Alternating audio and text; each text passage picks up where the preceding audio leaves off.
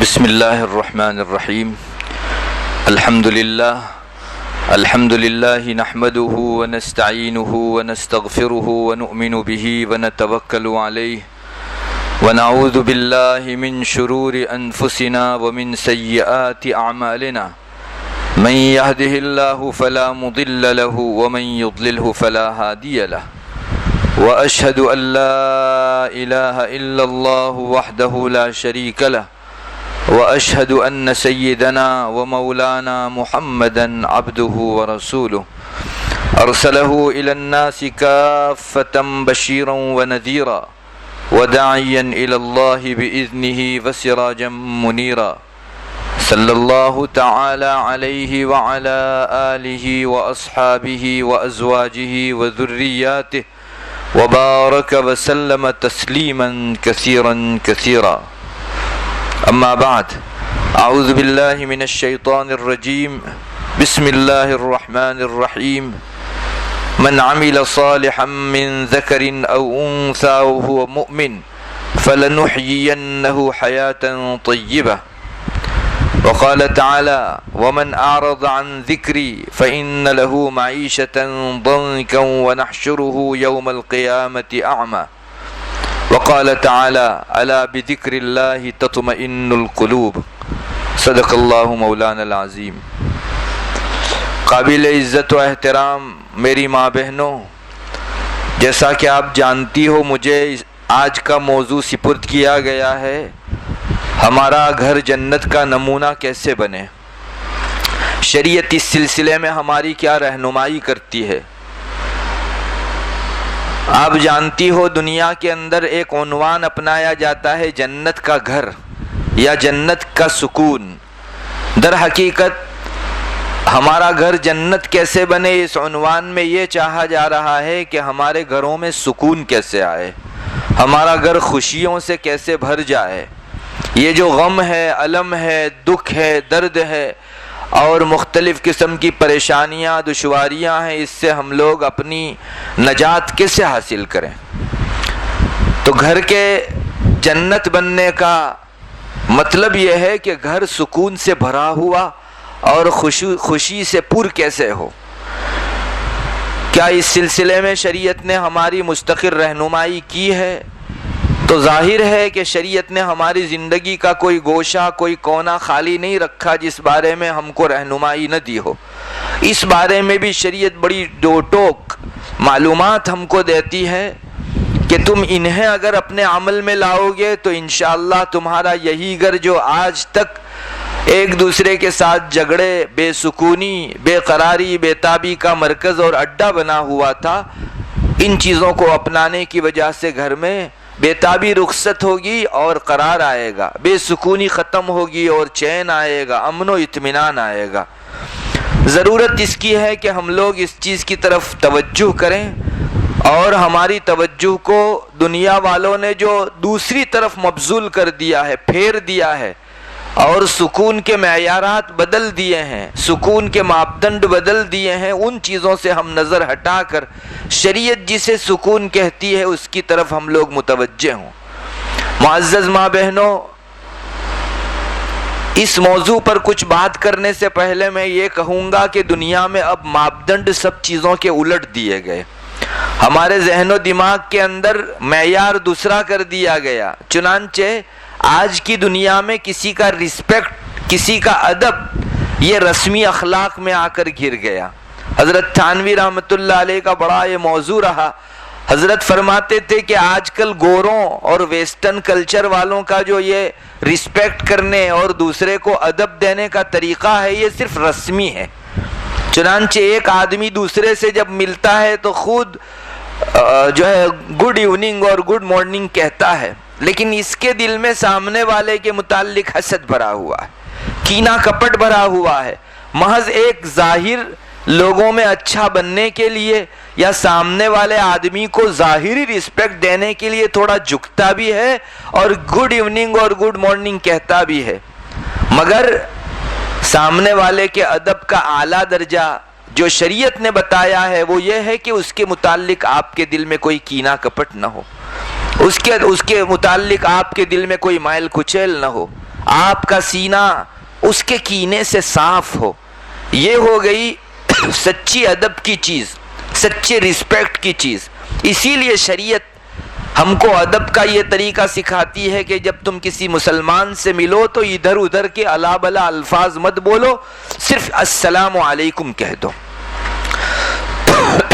اس کا صاف مطلب یہ ہے، آپ کو شاید معلوم ہی ہوگا، السلام علیکم کا مطلب یہ مسلمان سامنے والے کو یہ اطمینان دلانا چاہتا ہے کہ میری جانب سے تم سیف ہو، تم سلامتی میں ہو، کوئی ضد کوئی تکلیف میری جانب سے تم کو نہیں پہنچے گی. السلام علیکم کا یہ مطلب ذکر کیا گیا ہے.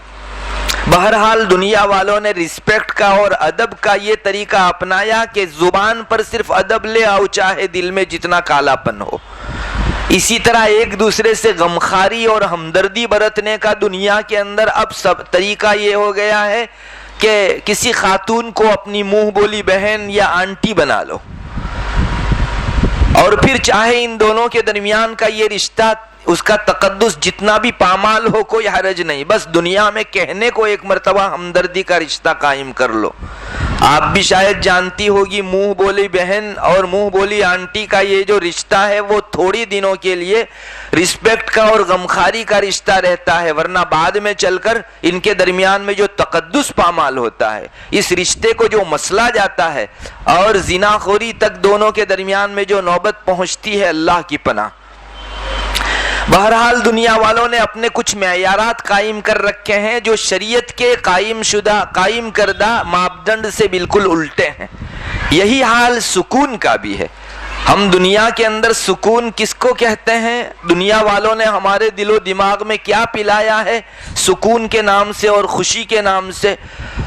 ہم لوگ اس کو دیکھ سکتے ہیں ہمارے معاشرے کے اندر. میری ماں بہنوں، آپ کی نگاہیں بھی پڑتی ہوگی، جب بازار میں ہم لوگ جاتے ہیں تو بڑی بڑی ایڈ کے پوسٹر لگے ہوئے ہوتے ہیں. اس میں ایک بہت بڑا مکان ہے، ایک شخص ہے اپنی بیوی اور ایک بچے، 2 بچے کے ساتھ کھڑا ہے اور یوں دکھا رہا ہے کہ دیکھو میرا کتنا بہترین گھر ہے، کتنا بہترین مکان ہے. اور کسی کو سکون چاہیے ہے تو اس طرح کے مکان کا انتظام اس کو بھی کرنا چاہیے. پھر نیچے یہ بتایا جاتا ہے کہ اگر آپ کو اس طرح کا سکون والا گھر چاہیے ہے تو ہمارے یہاں سے آپ کو لون فراہم کی جائے گی، آپ لون لیجئے. اور کتنا اچھا، سب خوش ہیں، باغ ہے، فارم ہے اور باڑہ ہے، ہریالی ہے، ساری چیزیں دکھائی جاتی ہیں اور بتایا جاتا ہے کہ ایسا آپ کو بھی پانا ہے تو آپ لون لے لیجئے اور ایسا گھر بسا لیجئے. فلاں جگہ اگر آپ کو نمونہ دیکھنا ہو تو ایک آئیڈیل کے طور پر گھر بھی تیار ہے، آپ دیکھ کر آ سکتے ہیں. اسی طرح آپ کو یہ بتایا جاتا ہے کہ آپ کو سکون و خوشی چاہیے ہے، اگر کوئی بیماری آ گئی تو آپ کا پورا گھر اور آپ کا وجود پریشان ہو جاتا ہے کہ میں اس کا خرچہ کیسے اٹھاؤں گا. ارے آپ کو اس سے بالکل فارغ ہو جانا چاہیے، میڈیکل انشورنس کرا لو. اگر آپ میڈیکل انشورنس کرا لیں گے تو آپ کے سارے خرچے معاف. اگر آپ نے 1 لاکھ روپیہ بھرا ہے اور 5-10 لاکھ کا خرچہ آ گیا تو بھی انشورنس میں کمپنی برداشت کر لے گی، آپ کو کچھ نہیں کرنا ہے.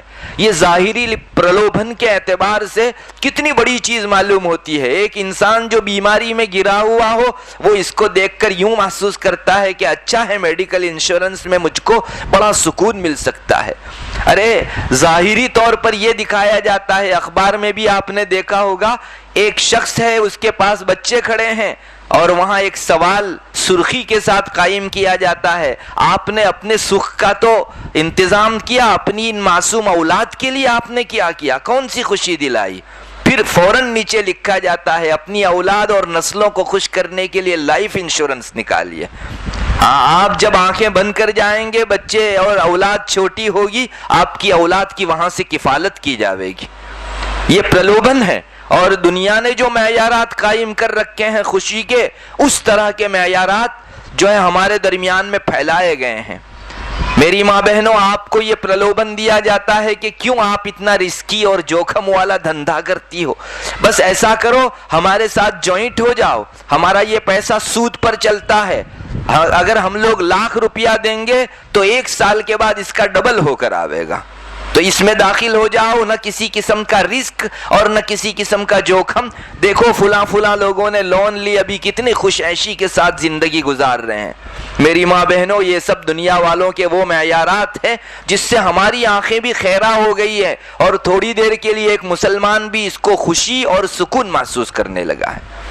میں آپ سے یہاں رک کر کہتا ہوں میری ماں بہنوں، لون، سود پر پیسہ گمانا، انشورنس کرنا اللہ کی حرام کی ہوئی چیزوں پر مشتمل ہے، اور اللہ جس کے ہاتھ میں خوشی کے خزانے ہیں اس کو ناراض کر کے کوئی آدمی دنیا میں اپنے گھر کو خوشی کا مرکز بنا سکا ہے؟ اللہ کو ناراض کر کے اپنے گھر کے اندر کوئی سکون اور قرار اور اطمینان لا سکا ہے؟ یہ محض دنیاوی کالپنک خوشیاں ہیں. آپ وہ فوٹو کھنچوانے والے مرد اور عورت کو جا کر پوچھ لو کہ کیا تمہارا جی لون لے کر ٹھنڈا ہے؟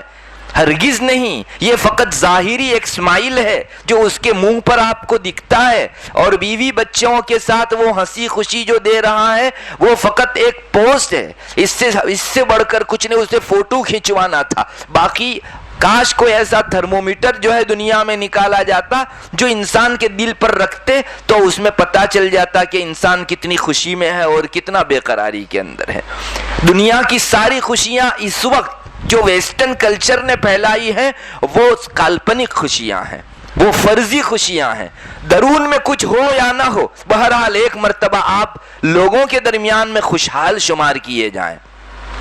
چنانچہ آہستہ آہستہ یہ چیز ہمارے درمیان میں بھی پاؤں پسار رہی ہے. بعض مسلمان ذہنوں میں بھی اب یہ معیار قائم ہونے لگا ہے، یہ ماپدنڈ قائم ہونے لگا ہے. دیکھو ہمارے محلے میں فلاں کپل رہتا ہے، سال میں ایک بیرون ملک کی بہت اچھی ٹرپ لگاتا ہے اور اپنے گھر کے اندر کتنا خوشی خوشی جیتا ہے، اور اس کا شوہر بینک کے اندر اتنی تنخواہ پاتا ہے اور ان کو ساری چیزیں بینک مہیا کرتی ہے.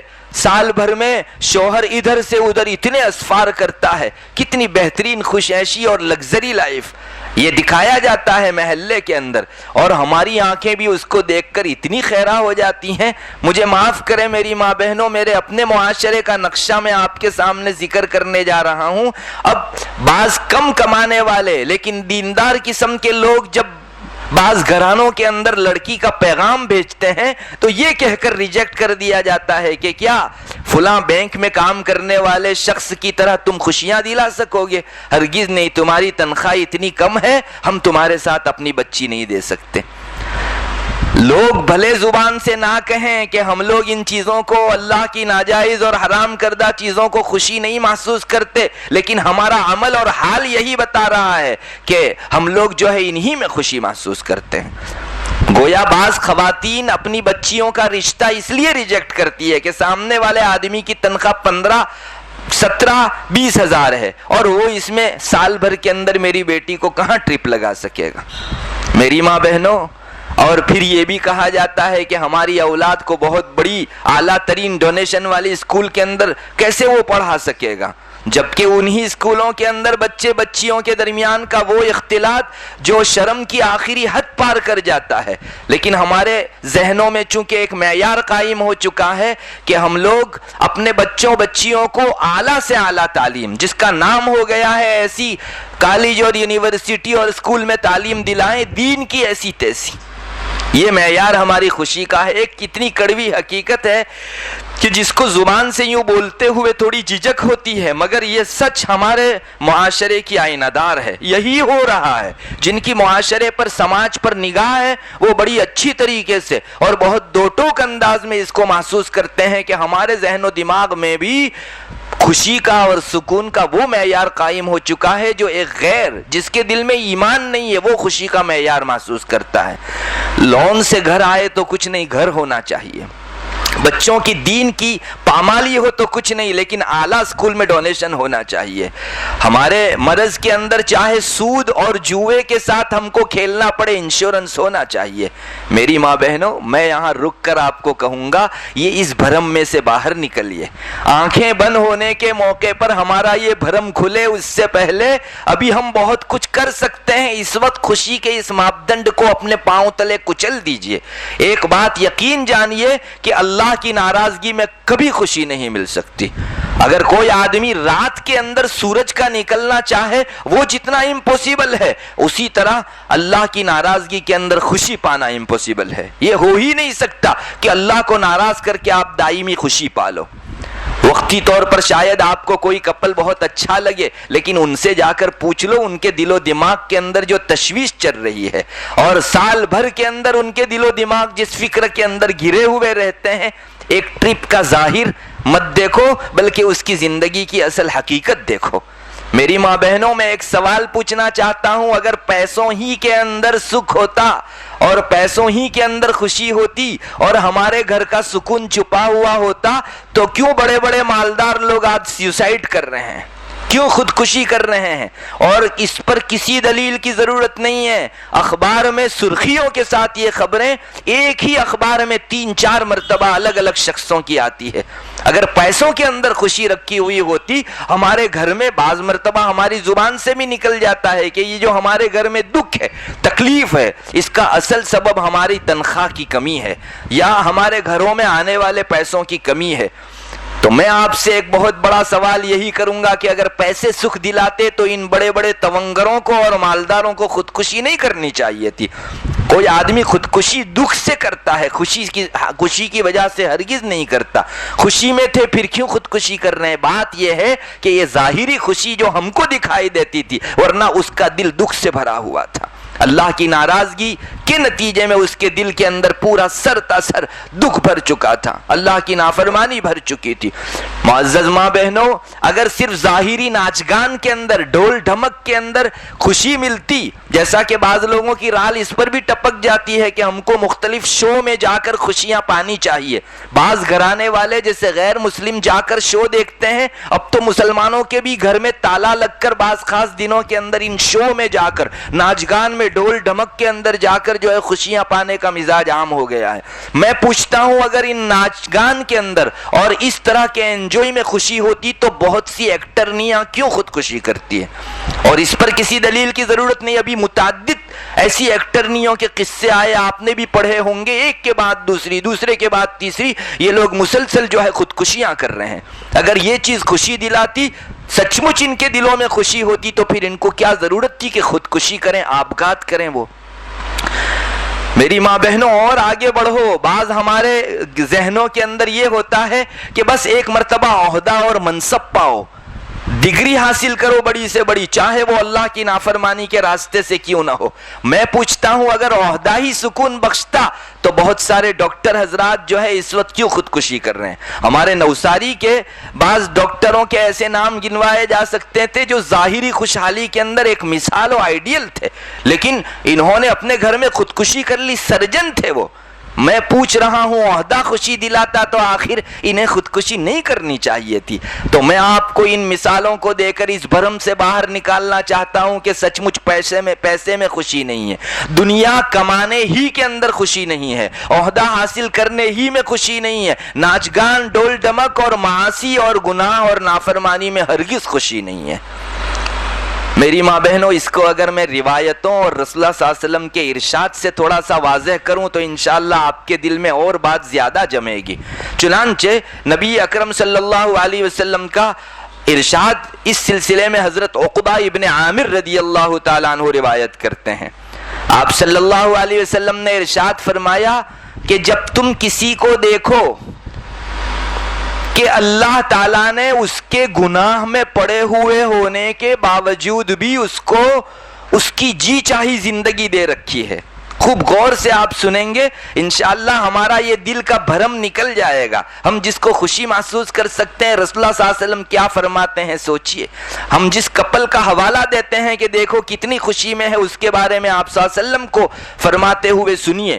حضرت عقبہ ابن عامر رضی اللہ تعالیٰ عنہ کی روایت ہے، جس کا خلاصہ ہے کہ آپ صلی اللہ علیہ وسلم نے یوں ارشاد فرمایا، جب تم دیکھو کہ ایک بندہ گناہ میں مبتلا ہے پھر بھی اللہ نے اس کو اپنی جی چاہی خوشیاں دے رکھی ہیں، تو یقین جانو یہ اللہ تعالیٰ کی طرف سے ڈھیل ہے، یہ آپ صلی اللہ علیہ وسلم نے فرمایا، یہ اللہ تعالیٰ کی طرف سے اس کو دی گئی ڈھیل ہے۔ پھر اللہ کے رسول صلی اللہ علیہ وسلم نے ایک آیت کریمہ تلاوت فرمائی جس میں قرآن کریم کے اندر یہی مضمون ذکر کیا گیا ہے۔ قرآن کہتا ہے فَلَمَّا نَسُوا مَا ذُكِّرُوا بِهِ فَتَحْنَا عَلَيْهِمْ أَبْوَابَ كُلِّ شَيْءٍ، بس اللہ نے اپنی جو یاد دلائی، ان حضرات نے اللہ کی یاد کو بھلا دیا۔ اللہ فرماتا ہے ہم نے ساری نعمتوں کے دروازے ان پر کھول دیے۔ فتحنا علیہم ابواب کل شیء حتی اذا فرحوا بما اوتوا اخذناہم بغتۃ فاذا هم مبلسون۔ اپنے اعمال پر یہ اترانے لگے کہ دیکھو ہم گناہ میں ہیں پھر بھی کتنی خوش عیشی اور اچھی زندگی گزار رہے ہیں، تو اللہ فرماتا ہے ہم نے اچانک پکڑ لیا ان کو اور مایوسی میں چلے گئے۔ فَقُطِعَ دَابِرُ الْقَوْمِ الَّذِينَ ظَلَمُوا، ان ظالموں کی جو اللہ کی نافرمانی میں خوشی پانا چاہتے تھے، ان کی پیڑ کاٹ کے رکھ دی ہم نے، ان کی نسل کاٹ کے رکھ دی۔ ارے دیکھا اس گھر کے اندر کل تک ڈنگ ڈونگ چلتا تھا، سینگ سونگ چلتا تھا، اور دوسرے دن تالا کھولا گیا تو سب لٹکے ہوئے نظر آئے، پورا خاندان لٹک گیا۔ کیا تھا؟ اللہ کی نافرمانی میں خوشی ڈھونڈنے گئے، اللہ کی ناراضگی میں خوشی ڈھونڈنے گئے تو اس کا یہ اثر آیا۔ سود بالآخر انسان کے مال کو بھی لے ڈوبتا ہے۔ لون، انٹرسٹ، بیاج جو سودی لون ہوتی ہے، انٹرسٹ اور بیاج ہوتا ہے، وہ انسان کے مال کو بھی لے ڈوبتا ہے اور خود کی اور سارے اہل خاندان کی جو ہے جان کو بھی لے کر جاتا ہے۔ ہمارے رب نے کتنا صاف کہا، ایسا نہیں کہا کہ ان کو ہی پکڑا۔ فَقُطِعَ دَابِرُ الْقَوْمِ الَّذِينَ ظَلَمُوا، ان کی نسل کاٹ دی ہم نے۔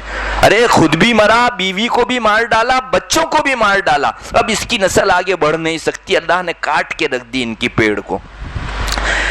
رسول اللہ صلی اللہ علیہ وسلم نے اس آیت کریمہ کو پڑھ کر یہی سنایا کہ ہاں دنیا کی نعمتیں ملے لیکن اللہ تعالیٰ کی یاد اگر گھروں کے اندر نہیں ہے اور آخرت کا مقصود ہمارے گھروں کے اندر نہیں ہے، اس کو ڈھیل تو کہا جاوے گا، دنیا کی خوشی جو ہے ہرگز نہیں کہا جا سکتا۔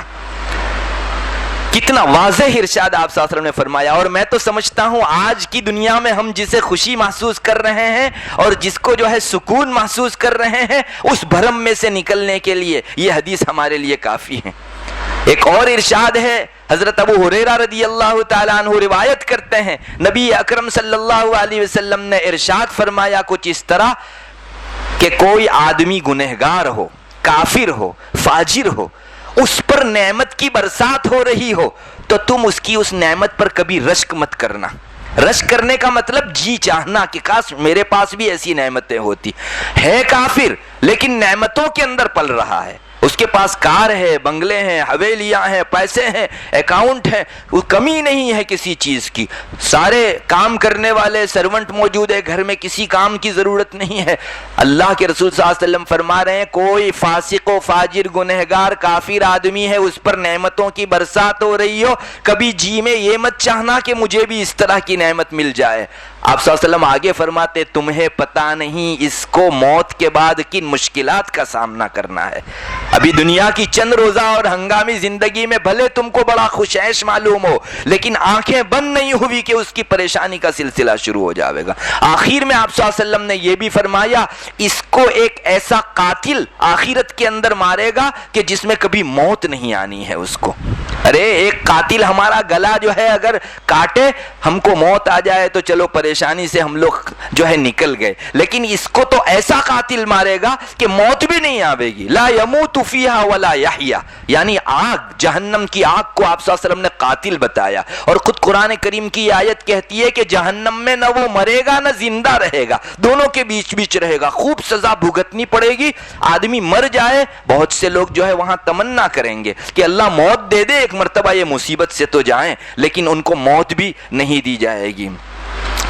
لا تدعوا اليوم ثبورا واحدا وادعوا ثبورا كثيرا، قرآن کہتا ہے آج تم جہنم میں ایک موت کو نہیں بہت موت کو پکارو، 10 موت کو پکارو لیکن موت نہیں آئے گی تم کو۔ لا يموت فيها ولا يحيا۔ میری ماں بہنوں کتنا واضح ارشاد ہے، ہم میں سے کتنوں کی رال ٹپک جاتی ہے۔ چنانچہ ہم لوگ دیکھتے ہیں سنیچر اتوار آیا، یہ کفار ہیں، بڑی اچھی کار کے اندر نکل رہے ہیں، بڑی اچھی ہوٹل کے اندر جا کر جو ہے خوش عیش ہو رہے ہیں، رات کو دیر دیر سے مختلف قسم کے شو دیکھ کر آتے ہیں. ہم کو کبھی کبھی ہوتا ہے کتنی خوشی کے دن ہے, اور ان کے پاس باغ ہے, ان کے پاس ہریالی ہے, سرسبزی شادابی ہے, پیسوں کی کبھی کمی نہیں ہے, فقر و فاقہ کا اندیشہ نہیں ہے, کتنی بہترین زندگی. رسول اللہ صلی اللہ علیہ وسلم نے مسلمانوں کو متنبہ فرمایا, خبردار اس قسم کی زندگی تم نے چاہی تو. اس آپ کو کیا پتا یہ ناسوتی حیات جسے چند روزہ چند گھڑیوں رہنا ہے, آنکھیں بند ہونے کے بعد دیکھ لو اس آدمی کا کیا حشر ہوتا ہے, اسے موت کے بعد کن مشکلات کا سامنا کرنا پڑ رہا ہے تمہیں پتا ہی نہیں ہے. اس کے اوپر ایک قاتل مقرر کر دیا جائے گا اور ایسے مارے گا کہ اس کو موت بھی نہیں آوے گی. اللہ ہماری حفاظت فرماوے. اور میری ماں بہنوں, صرف رسول اللہ صلی اللہ علیہ وسلم نے نہیں, اللہ تبارک و تعالیٰ نے خود آیت اتار کر ہمارے اس بھرم کو دور کرنا چاہا ہے. چنانچہ قرآن کریم کی ایک آیت ترجمے کے ساتھ میں آپ کو سناتا ہوں, ہم کو اندازہ ہوگا کہ ہم جس سکون کو سکون کہہ رہے ہیں قرآن اس کو کس نگاہ سے دیکھتا ہے. ہم نے دیکھا, آپ کو بھی کبھی ایئرپورٹ پر جانے کا اتفاق ہوا ہوگا, تو ایسا ہوتا ہے یہ غیر مسلم لوگ جو گنہگار لوگ ہیں, کریمنل لوگ ہیں, کتنے سفر کرتے ہیں اور ہمیشہ فلائٹ ہی سے ان کے سفر ہوتے ہیں. اور ابھی ایک سفر سے آئے نہیں کہ 2 روز بعد دوسرا سفر, 2 کے بعد تیسرا سفر, اور مختلف ملکوں کے سفر, وہاں کے مختلف انجوائے کے شو کے اندر ان کی حاضری وغیرہ. بعض مرتبہ مسلمان کی رال بھی ٹپکا دیتی ہے, لیکن ایک طرف وہ گنہگار بھی ہیں. اللہ تعالیٰ فرماتے ہیں, لا یغرنک تقلب الذین کفروا فی البلاد متاع قلیل ثم مأواہم جہنم وبئس المصیر. اللہ فرماتا ہے کہ محمد, رسول اللہ صلی اللہ علیہ وسلم کو فرمایا گیا, اے محمد یہ کافروں کا ایک جگہ سے دوسری جگہ سفر کرنا, ٹرپ لگانا تم کو دھوکے میں نہ ڈالے. لا یغرنک تقلب الذین کفروا فی البلاد. ٹرینوں میں دیکھو تو بہترین لگژری سیٹوں کے اندر یہ لوگ سفر کر رہے ہیں, سلیپنگ کوچوں کے اندر سفر کر رہے ہیں, بہترین انداز میں سفر ہو رہے ہیں, فلائٹ میں سفر ہو رہے ہیں. اللہ فرماتا ہے محمد تم کبھی دھوکے میں مت پڑنا کہ ان لوگوں کو کتنی خوش عیشی حاصل ہے. حالانکہ آپ صلی اللہ علیہ وسلم کبھی پڑھنے والے نہیں تھے, مگر آپ کے واسطے سے امتیوں کو سنایا جا رہا ہے کہ امت اس قسم کے حالات ہوں گے, دنیا پھیلا دی جائے گی, اپنی رال نہ ٹپکائے. کیوں؟ متاع قلیل, تھوڑے دنوں کا یہ برتنے کا سامان ہے. یہ فلائٹ کی خوشیاں کب تک, یہ سفر کے انجوائے کب تک. ثم مأواہم جہنم, پھر تو ان کا ٹھکانہ بالآخر جہنم ہی ہونا ہے. کتنا بدترین ٹھکانہ ہے, کتنی بدترین ٹھہرنے کی جگہ ہے. میری ماں بہنوں, اس لیے اگر کوئی کافر ہے, فاسق ہے, گنہگار ہے اور اس پر نعمتوں کی بارش ہو رہی ہے, ان روایتوں کی روشنی میں ہم 2 ٹوک کہہ سکتے ہیں کہ ہماری رال ایک گھڑی کے لیے بھی نہیں ٹپکنی چاہیے. ورنہ اگر ہم نے رش کیا, تمنا کی اس طرح کی, تو میری ماں بہنوں آپ جس ایمان میں ہو, اللہ کی شان اگر چل رہی ہو تو اللہ نہ کرے ایمان سے محروم کر کے اس کھڈے میں ڈال دیا جائے گا. جاؤ تم اس کی تمنا کرتے تھے نا, اب چک کے دیکھو. ارے ان کے دلوں کو چیر کر دیکھو. ان کو سنیچر پیر سے لے کر جمعہ تک, سنیچر تک اپنے اہل خانہ کے ساتھ بیٹھ کر 5 منٹ بات کرنے کی فرصت نہیں ہے. سنیچر اتوار 2 روز اگر اتنا انجوائے کرتے ہیں, پوچھئے بچے جو ہے اپنے باپ کا چہرہ دیکھنے ترس جاتے ہیں. آخر وہ دنیا کیسی کہ جو اتنی مشغول کر دے انسان کو کہ اپنے بچے کی تربیت کر سکے, نہ ان کو محبت کے 2 گھونٹ پلا سکے, نہ اپنے اہل خانہ کے ساتھ بیٹھ کر اچھی طرح بات کر سکے. آخرت کی سزا تو ہے ہی ہے, دنیا میں بھی ان کے یہ جو ایام جاتے ہیں آپ ان کے دل سے پوچھ لو. اگر میں تو کہتا ہوں کہ اس طرح کے گھرانے والی کسی خاتون سے آپ کہیں, وہ آپ کی دوست ہو, اور آپ اس کو کہیں کہ ہمارے لیے بھی جو ہے آشیرواد دو کہ ہم بھی ایسے ہو جائیں, شاید بہت سی خاتون آپ کو کہے گی کہ آپ جس جگہ ہو وہ زیادہ اچھی اور سکون کی چیز ہے ہماری بنسبت. یہ کیا گھر ہوا, یہ کیا تربیت ہوئی, کیا گھریلو نظام ہوا کہ میاں بیوی دونوں الگ, یہ اپنے جاب پر, وہ اپنے جاب پر, بچے ماں کی ممتا کو ترس رہے ہیں, اور ہفتے میں 1 دن ان کو ممتا ملتی ہے اور باپ کا پیار ملتا ہے, باپ کے ہاتھوں جو ہے کوئی چیز ملتی ہے, اور باپ کے ساتھ بیٹھ کر تھوڑی سکون سے بات کرنے کی 5-10 منٹ ملتی ہے. ہرگز ہمارے ذہن و دماغ کے اندر یہ خوشی کا معیار نہیں ہونا چاہیے. میری ماں بہنوں, یہ سب چیزیں اللہ تبارک و تعالیٰ کی طرف سے اچھی خاصی آزمائش کی چیز ہیں. تو آپ اب پوچھو گی کہ جب دنیا کی یہ ساری خوشیاں شریعت خوشی نہیں شمار کرتی تو شریعت ہی بتائے ہم کو کہ آخر خوشی کون سی چیز کی ہے۔ میری ماں بہنوں، آپ کو شریعت کے دائرے میں رہ کر آپ خوشی منع نہیں کرتی، لیکن اس کو معیار سمجھو کہ یہی چیز خوشی کی ہے، اس پر شریعت انگلی رکھے گی۔ ہم لوگ اس دنیا کے اندر آئے ہوئے ہیں اللہ کی یاد کے لیے، آخرت کی یاد کے لیے، اللہ کی عبادت کے لیے۔ اب میں قرآن کریم کی ایک آیت پڑھتا ہوں، اس کا ترجمہ کرتا ہوں اور آئینہ آپ کے سامنے رکھتا ہوں کہ دنیا کی خوشی کو اس آئینے میں دیکھو، ہمارا رب کیا کہتا ہے اور ہم کن کو خوشی محسوس کر رہے ہیں۔ میں نے جو شروع میں آپ کے سامنے آیت کریمہ تلاوت کی، میری ماں بہنوں، اللہ فرماتا ہے من عمل صالحا من ذکر او انثی، جس نے بھی نیک کام کیے، چاہے وہ مرد ہو یا عورت، وَهُوَ مُؤْمِن، ہاں اتنا ہے کہ ایمان کی حالت میں اس نے نیک کام کیا ہوا ہو، فَلَنُحْيِيَنَّهُ حَيَاةً طَيِّبَةً، ہم ان کو بہترین زندگی دیں گے، خوشی والی، چین سکون والی زندگی دیں گے۔ یہ ہمارا رب کہتا ہے میری ماں بہنوں۔ مجھے بتائیے، اللہ تعالیٰ نے بہترین زندگی، خوشحالی اور دنیا کے اندر جی ٹھنڈا ہو اور سکون والا گھر ہو، اس کو کیا گاڑیوں کے ساتھ جوڑا، پیسوں کے ساتھ جوڑا، عہدوں کے ساتھ، حویلیوں کوٹھیوں کے ساتھ جوڑا؟ ہرگز نہیں۔ ہمارا رب ایک طرف عمل صالح رکھتا ہے اور دوسری طرف اس کے مقابل اس کا بدلہ بتاتا ہے کہ نیک عمل کے نتیجے میں تم کو ایسی زندگی ملے گی کہ کسی کو اگر پتا چل جائے تو تمہارے گھر میں اچھی زندگی کی لوٹ چلانے کے لیے آ جائے۔ ارے دنیا میں آج بہت سارے لٹیرے اور ڈکیت ہیں جو مال اور متاع لوٹتے ہیں، اگر ان کو پتا چل جائے کہ اس گھر والوں کو اللہ کی یاد کے اندر سکون مل رہا ہے، دنیا ماری ماری پھرتی ہے لیکن اس سکون کا ایک ذرہ نہیں پاتی، لوگ لوٹ چلانے کے لیے آپ کے گھر آئیں۔ ارے ایسی ٹھنڈک ہے اللہ کی یاد میں، نیک اعمال کے اندر، کہ اگر کسی بستی کے اندر بانٹی جائے تو سب پریشان حال دل ٹھنڈے ہو جائیں۔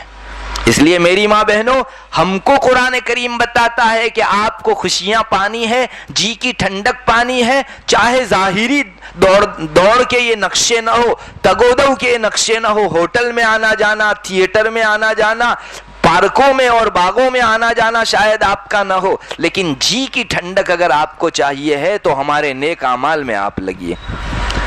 اور کیا اس پر کسی دلیل کی ضرورت ہے کہ اللہ کی عبادت سے، اللہ تعالیٰ کے نیک کام کرنے سے، اس کی یاد سے جی ٹھنڈا ہوتا ہے؟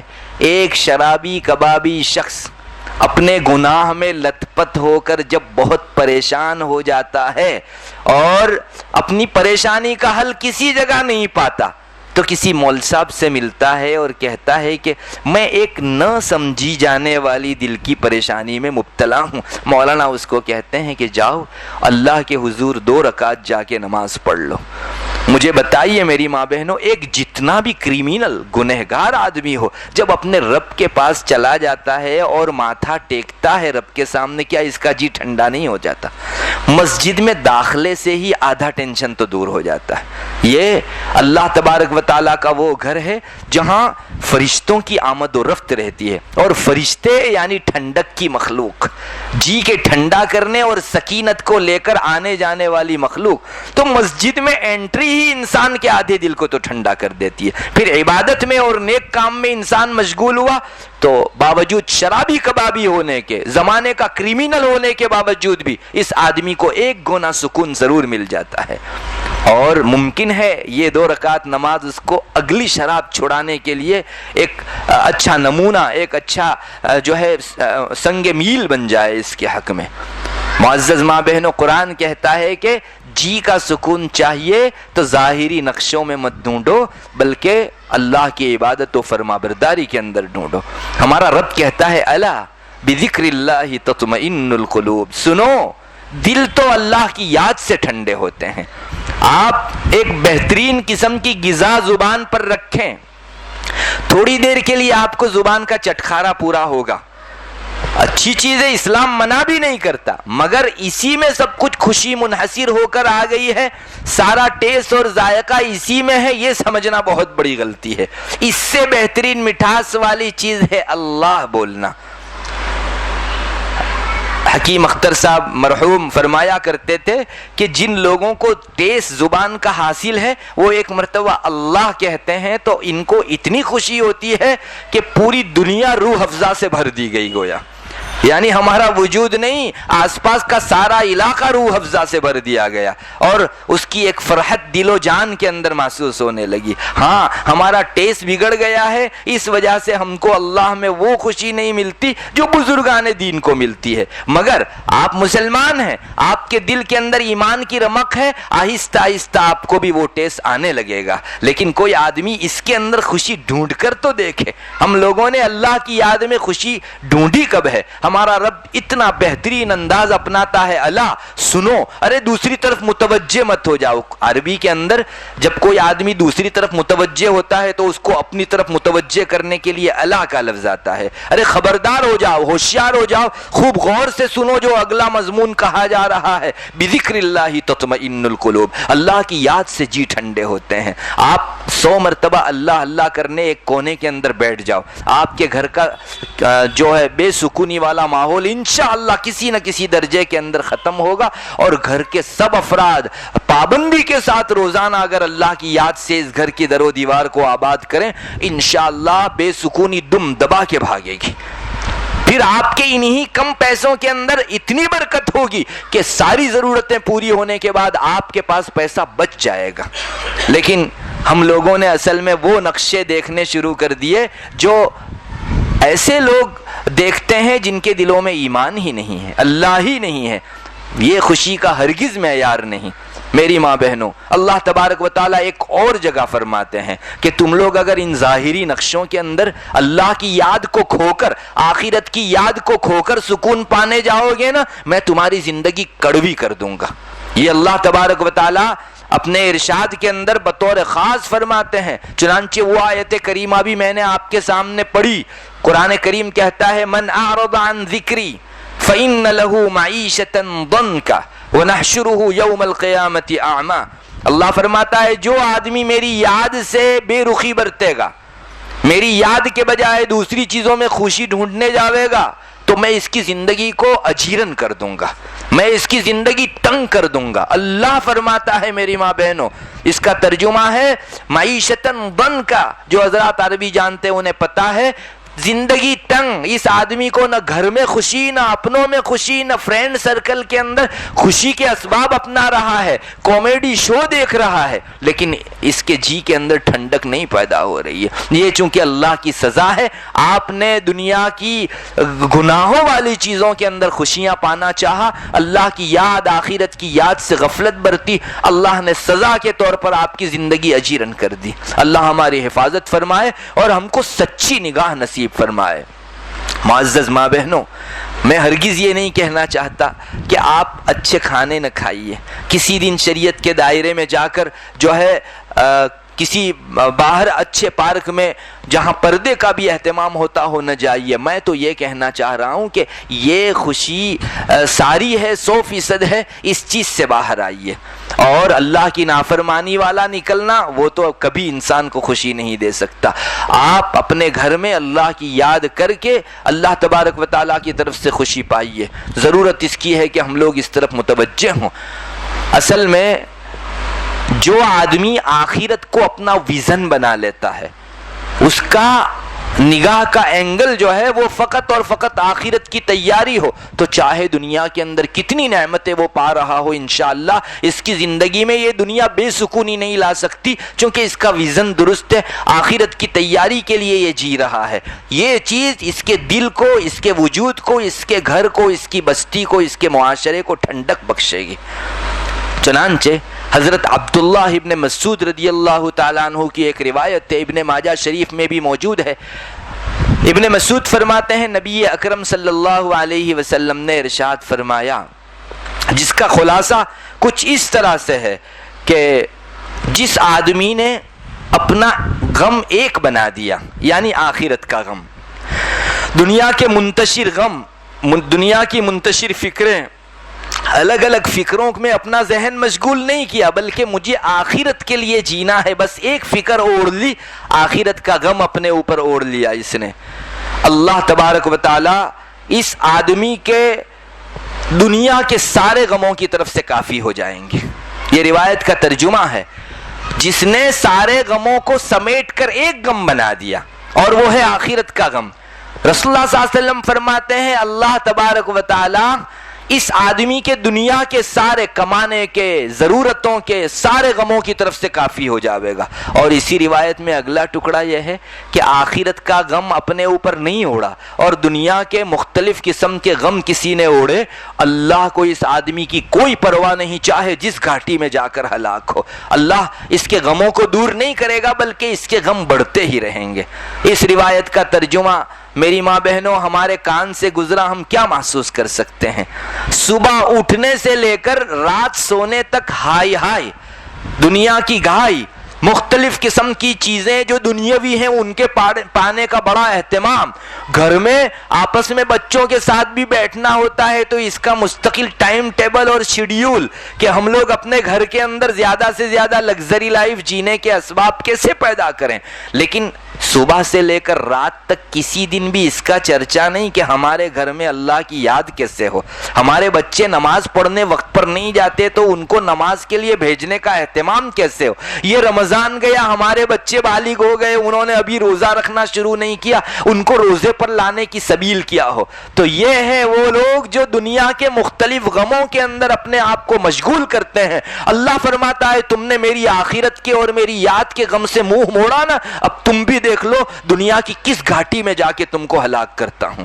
یہ بہت کھلی دھمکی ہے اللہ تبارک و تعالیٰ کی طرف سے، اور وہ ذات باری جو سب کر سکتی ہے، ہماری روح جس کے قبضے میں ہے، ہماری حیات جس کے قبضے میں ہے، وہ چاہے تو ہم کو فوراً موت آ سکتی ہے، گہری سے گہری اور نہایت ہی بری موت بھی آ سکتی ہے۔ اس رب کو ہم ناراض کر کے آخر کون سی خوشی پانا چاہتے ہیں؟ معزز ماں بہنوں، اس حدیث شریف میں ہم کو یہ بتایا جا رہا ہے کہ تم دنیا میں کمانے کا سوچو لیکن آخرت سے رخ موڑ کر نہیں۔ ہاں آخرت بھی ہے، اور اپنا پیسہ آپ کی ضرورت کا بڑھانے کی حد تک جس میں لالچ و طمع نہ آ جاوے، اتنی حد تک اگر آپ ٹائم ٹیبل بناتے ہو شریعت کو کوئی پرابلم نہیں ہے، لیکن آخرت کو بھول کر اگر آپ دنیا ہی میں مست ہو جا رہے ہو، یہ پرابلم کی چیز ہے، یہ کبھی آپ کے گھر میں خوشی نہیں لا سکتی، اور وقتی طور پر اگر آ بھی گئی تو خوشی کے ڈبل جو ہے آپ کے اوپر خوف آئے گا، اللہ تبارک و تعالیٰ کی مصیبتیں اور عذاب اور سزا آ سکتی ہے۔ اللہ تعالیٰ ہماری حفاظت فرمائے۔ معزز ماں بہنوں، میں یہ کہنا چاہوں گا کہ آپ دنیا کے پیچھے جو پڑ رہی ہو، اپنا سارا آخرت کو کھو کر اور اسی میں خوشی پانے کے لیے ہم لوگ سال ہا سال سے ٹامک ٹوئیاں مار رہے ہیں، لیکن خوشی نام کی نہیں مل رہی ہے۔ ایک وہ علاج بھی اپنا کر دیکھو جس کو میری شریعت نے بتایا ہے۔ آپ اللہ کی یاد سے خود اپنے گھر والوں کو، بچوں کو، سب کو تلاوت قرآن میں لگائیے۔ اس گھر کی در و دیوار کے اندر قرآن کریم کی آواز جائے گی، وہاں سے سکون ٹپکے گا، آپ کا جی بھی ٹھنڈا ہوگا، باہر سے کوئی مہمان آ گیا پریشان حال تھا اس کا جی بھی ٹھنڈا ہو جاوے گا۔ لیکن ہمارے گھروں میں سکون کے وہ اسباب اپناؤ جس میں سچ مچ سکون رکھا ہوا ہے، ان اسباب سے پرہیز کرو جو کبھی بھی انسان کو آج تک نہ سکون دے پائے ہیں، اور ہمارا دعویٰ ہے آئندہ کبھی اللہ کی نافرمانی میں سکون نہیں ہو سکتا۔ انگارے پر ہاتھ رکھ کر کبھی کسی انسان کے جی کو ٹھنڈک پہنچ سکی ہے؟ ہرگز نہیں۔ یہ لوگ جو نافرمانی میں سکون پانا چاہتے ہیں، یہ ایسی ہی بے وقوفی کر رہے ہیں کہ انگارے کے اوپر ہاتھ رکھ کر وہ اپنے جی کو ٹھنڈا کرنا چاہتے ہیں۔ انگارہ کبھی کسی کے لیے ٹھنڈک کا سامان اور باعث نہیں بن سکا ہے۔ میری ماں بہنوں، عبادت میں لگیے۔ دیکھیے ایک بہت پیاری دعا رسول اللہ صلی اللہ علیہ وسلم کی ہے، اللہم انی اسألک حبک، اللہم انی اسألک حبک وحب رسولک، اللہم اجعل حبک احب الی من نفسی واہلی ومن الماء البارد۔ رسول اللہ صلی اللہ علیہ وسلم دعا کر رہے ہیں کہ اللہ میں آپ سے آپ کی محبت چاہتا ہوں، میرے گھر والوں سے بھی زیادہ جو میٹھی ہو، اور ٹھنڈا پانی جو گرمی کے موسم کے اندر میں اپنے ہونٹوں پر لگاؤں تو وہ کتنا لذیذ ٹیسٹی معلوم ہو، اس سے بھی زیادہ ٹیسٹی مجھ کو آپ کی محبت معلوم ہو۔ اور ایک دعا ہے اللہم اجعل حبک احب الاشیاء الیہ، یہ رسول اللہ صلی اللہ علیہ وسلم کی معصور دعا ہے، جس میں یہ بتایا جا رہا ہے رسول اللہ صلی اللہ علیہ وسلم یہ چاہ رہے ہیں اے اللہ دنیا کی جتنی بھی میری چاہتیں ہیں ان سب میں سب سے بڑی چاہت میری تیری محبت بڑھا دے، مجھ کو تیری محبت عطا فرما دے، وجعل خشیتک اخوف الاشیاء عندی، اور ساری دنیا کا جو میرے دل میں ڈر ہے ان سب میں سب سے زیادہ میں تجھ سے ڈرنے والا بنوں۔ اور پھر جو ٹکڑے آئے ہیں میری ماں بہنوں میں یہی دکھانا چاہتا ہوں، وَإِذَا أَقْرَرْتَ أَعْيُنَ أَهْلِ الدُّنْيَا مِن دُنْيَاهُمْ فَأَقْرِرْ عَيْنِي مِنْ عِبَادَتِكَ، اے اللہ جب سارے لوگوں کی آنکھیں دنیا سے ٹھنڈی ہو، دنیا کے اسباب میں ان کو ٹھنڈک ملے، مجھ کو اپنی عبادت میں ٹھنڈک عطا فرما۔ یہ دعا صرف اللہ سے مانگ کر ایک چیز پانے ہی کی حد تک نہیں ہے، امت کو پیغام بھی دینا ہے کہ دنیا کی نعمتوں کے اندر ہی خوشی منحصر ہے، ایسا نہیں ہے، عبادت میں اصل خوشی رکھی ہوئی ہے۔ آخر کیوں فرمایا رسول اللہ صلی اللہ علیہ وسلم نے قرۃ عینی فی الصلاۃ، میری آنکھوں کی ٹھنڈک نماز میں رکھی گئی ہے۔ آنکھوں کی ٹھنڈک کا مطلب ہی سکون، اس کا مطلب ہی اطمینان، امن۔ اللہ کرے ہم اس مضمون کو سمجھنے والے بنے۔ میری ماں بہنوں، اگر ہم نے اللہ کی عبادت میں سکون ڈھونڈا، آپ کو سکون ملے گا، مالداری ملے گی، فقیری ختم ہوگی، اور اس سے ہٹ کے دوسری جگہ ڈھونڈنا چاہا تو پھر اللہ کی وہ دھمکی بھی سن لیجئے جو روایت کے اندر اس نے دی ہے۔ حضرت ابو سعید خدری رضی اللہ تعالیٰ عنہ کی روایت ہے، نبی اکرم صلی اللہ علیہ وسلم ارشاد فرماتے ہیں کہ اللہ تبارک و تعالیٰ فرماتے ہیں کہ میری عبادت کے لیے اے بنو آدم تو فارغ ہو جا، میری عبادت کے لیے اپنے آپ کو فارغ کر دے، میں تیرے سینے کو مالداری سے بھر دوں گا اور تیرا فقر و فاقہ رک جائے گا۔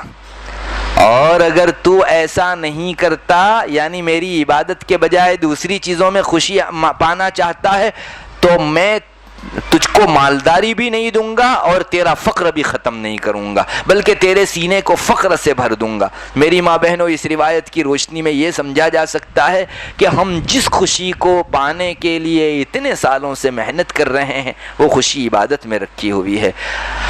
یہ تو جو غیر مسلم ہیں جن کے دلوں میں ایمان نہیں ہے انہیں ابھی پتہ نہیں ہے کہ اللہ نے اپنی نماز میں عبادت میں کس درجہ خوشی رکھی ہے، ورنہ بعد میں اور ایک دن آنا ہے جب ان کے سامنے بھی اسلام کی حقیقتیں کھلے گی، مجھے تو ایسا لگتا ہے کہ وہ ہمارا گلا دبوچ لیں گے کہ ہم جس سکون کو اسباب میں ڈھونڈ رہے تھے تم نے اپنے پاس دبا کے رکھا، ہم کو اس کی دعوت کیوں نہیں دی؟ جو ہم اتنے سالوں سے سکون چاہ رہے تھے ہم کو آنن فانن مل جاتا۔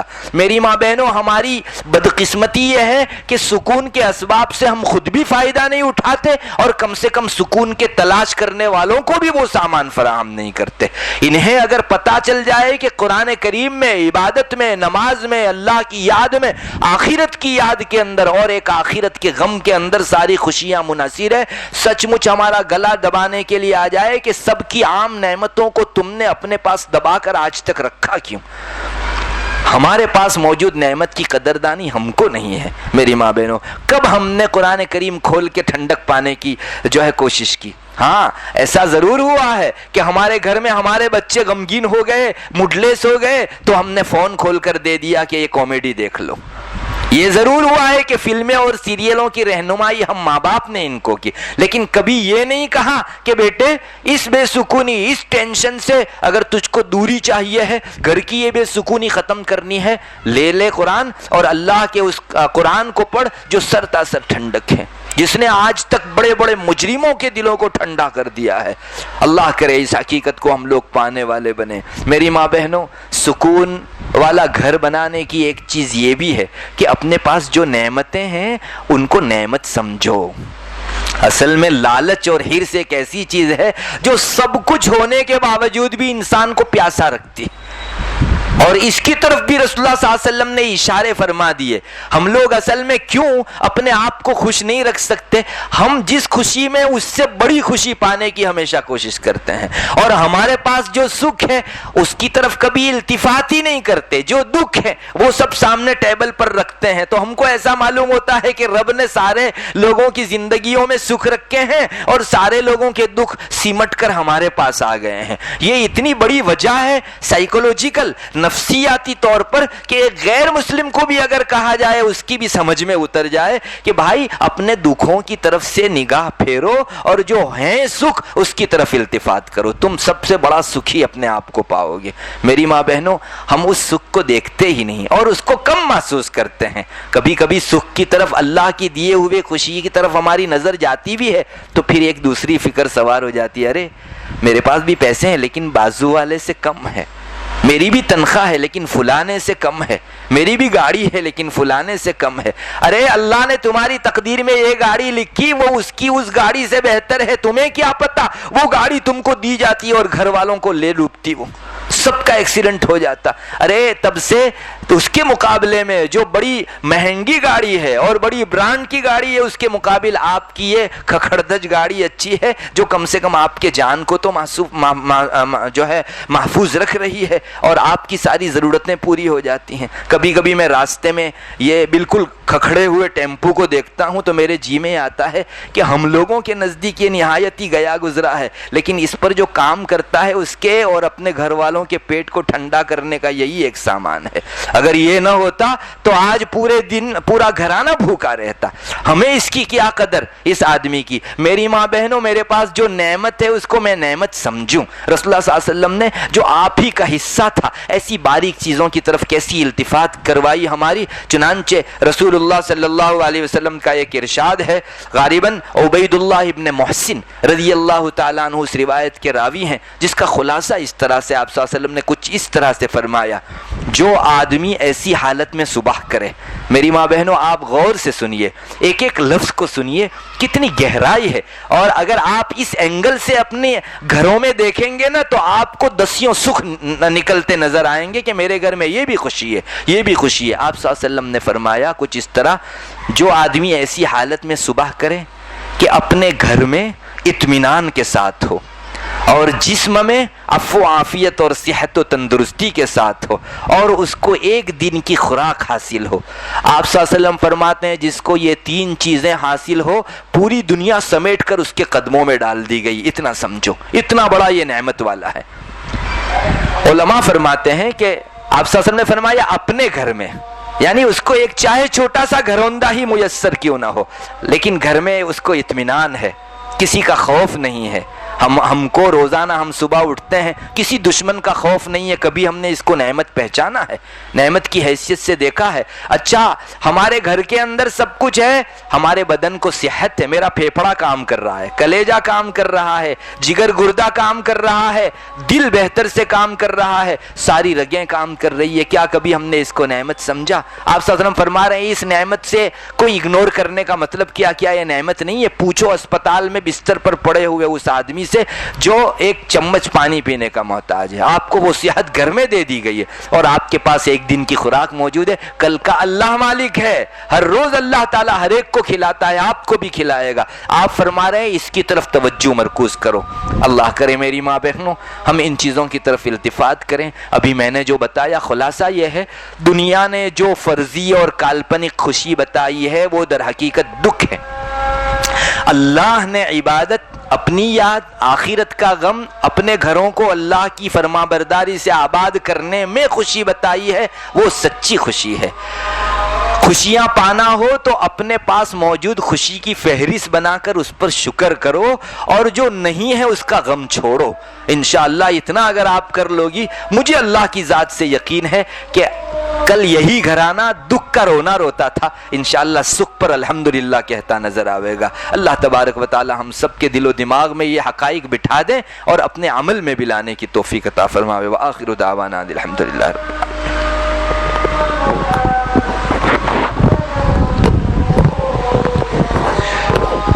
جزاکم اللہ احسن الجزا۔ محترم دینی مائیں اور بہنیں، آج کا مضمون ہمارے لیے بہت ہی قیمتی تھا۔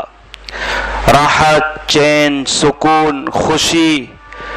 دنیا کا کون انسان ایسا ہے جو راحت نہیں چاہتا؟ لیکن آج کی ایک گھنٹے کی مفتی صاحب کی بات سے ہمیں اندازہ ہو گیا ہوگا کہ راحت کس میں ہے، سکون کس میں ہے۔ میں سمجھتا ہوں کہ اس بیان کو ہمیں بار بار سننا چاہیے، ہمیں اپنے گھر والوں کو جب ساتھ میں بیٹھے ہوں تو ایک مرتبہ اس کو بار بار سننا چاہیے، اپنے موبائل میں اس کو ہم سیو کر لیں۔ اللہ مجھے بھی عمل کی توفیق عطا فرمائے۔ اور مفتی صاحب نے اس بیان کو تیار کرنے میں جو محنت کری ہوگی، اللہ دنیا اور آخرت میں آپ کو اس کا بہترین بدلہ عطا فرمائے۔ محترمہ دینی ماں اور بہنیں، جیسے کہ ہم جانتے ہیں کہ پچھلے کئی دنوں سے جو وقف ایکٹ کے خلاف جو ای میل ہو رہے ہیں، ابھی ہمارے پاس ایک دن باقی ہے، ہمارے گھر کا کوئی فرد ای میل کرنے کے اندر رہ نہ جائے۔ لیکن میری ماں اور بہنیں، یہ سب اسباب کے درجے میں ہیں۔ قانون کا بنانا اور اس کے اندر راحت ڈالنا، اس میں نقصان ہونا، نفع نقصان، یہ سب ہمارے اللہ کے قبضے قدرت میں ہے۔ اس لیے خاص طور پر آج ایک عمل بتایا جا رہا ہے کہ حضرت مولانا اشرف علی تھانوی رحمۃ اللہ علیہ کے زمانے میں بھی اس زمانے کی حکومت نے مسلمانوں کے خلاف ایک قانون پاس کیا تھا جو ظاہری اعتبار سے مسلمانوں کے اپوزٹ تھا، خلاف تھا، لیکن حضرت نے ایک عمل بتایا کہ کوئی مسلمان روزانہ اپنے گھر میں 500 مرتبہ لا حول ولا قوت الا باللہ، آگے پیچھے ایک ایک مرتبہ درود شریف پڑھ کے روزانہ 500 مرتبہ لا حول ولا قوت الا باللہ پڑھے گا، اللہ ضرور ایسے قانون سے اس کے لیے راستہ نکالیں گے۔ اور جو ہے، اور ہوا ایسا کہ چند ہی دنوں کے اندر اللہ پاک نے اس عمل کی برکت سے مسلمانوں کے لیے راحت کی خبریں سنائی۔ تو اس وقت ہمارے لیے ضروری ہے کہ اسباب کے درجے میں ہم ای میل بھی کر دیں اور اپنے گھروں میں 500 مرتبہ روزانہ لا حول ولا قوت الا باللہ پڑھنے کی کوشش کریں۔ اور میری ماں اور بہنیں، ہم سب جانتے ہیں کہ ہمارے وطنی بھائی، ہمارے غیر مسلم بھائیوں کے 2 تہوار آ رہے ہیں، ایک گنپتی کا اور اس کے بعد نوراتری کا۔ ہم ان دونوں تہواروں کو خود بھی، اپنی بچیوں کو بھی، اپنی اولاد کو بھی ان دونوں تہواروں میں جانے سے بچائیں۔ یہ وہ جگہیں ہیں جہاں سے ہمارا ایمان خطرے میں پڑ سکتا ہے۔ اذان ہو چکی ہے، اللہ ہمیں عمل کی توفیق عطا فرمائے۔ انشاءاللہ مفتی صاحب دعا فرمائیں گے۔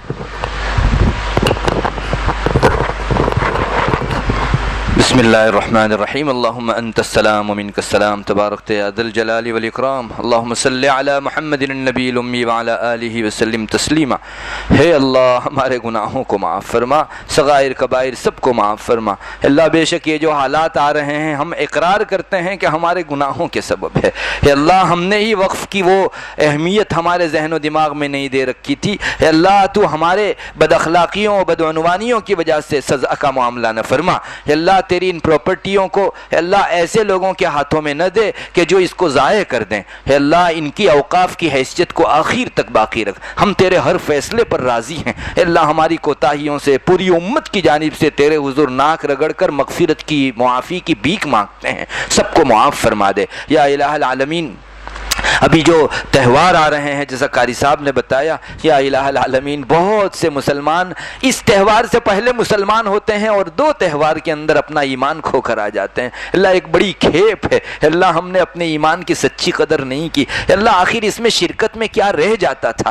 اللہ، ہمارے بے تحاشا بچے بچیاں اس میں شرکت کر رہے ہیں۔ اللہ، ہم تیرے حضور شرمندہ ہیں کہ اللہ ہم کو تیری عبادت کے بجائے ان ڈول ڈھمک کے اندر خوشیاں ملنے لگی۔ اللہ، تمام امت مسلمہ کے بچے بچیوں کو، والیوں کو، سب کو سمجھ اور سوجھ عطا فرما، اپنے ایمان کی قدردانی کی توفیق عطا فرما۔ جو کچھ اس وقت کہا گیا اللہ انہیں اپنی شایان شان قبول فرما۔ ہماری اس مجلس کو ہم سب کے لیے ذخیرہ آخرت اور نجات کا ذریعہ بنا۔ جن حضرات نے اس کو منعقد کیا اللہ ان کے حق میں بھی بہتری کا فیصلہ فرما۔ اللہ، ہماری ان مختصر سی کوششوں کو اپنے یہاں قبول فرما لے۔ اللہ، ہماری زندگیوں میں تیرے دین کی یہ تعلیمات چلتی پھرتی ہو جائیں۔ اللہ، معمولات میں آ جائے، ایسی توفیق مرحمت فرما۔ اللہم انا نسألک من خیر ما سألک منہ نبیک محمد صلی اللہ علیہ وسلم ونعوذ بک من شر ما استعاذ منہ نبیک محمد صلی اللہ علیہ وسلم۔ انت المستعان وعلیک البلاغ ولا حول ولا قوة الا باللہ۔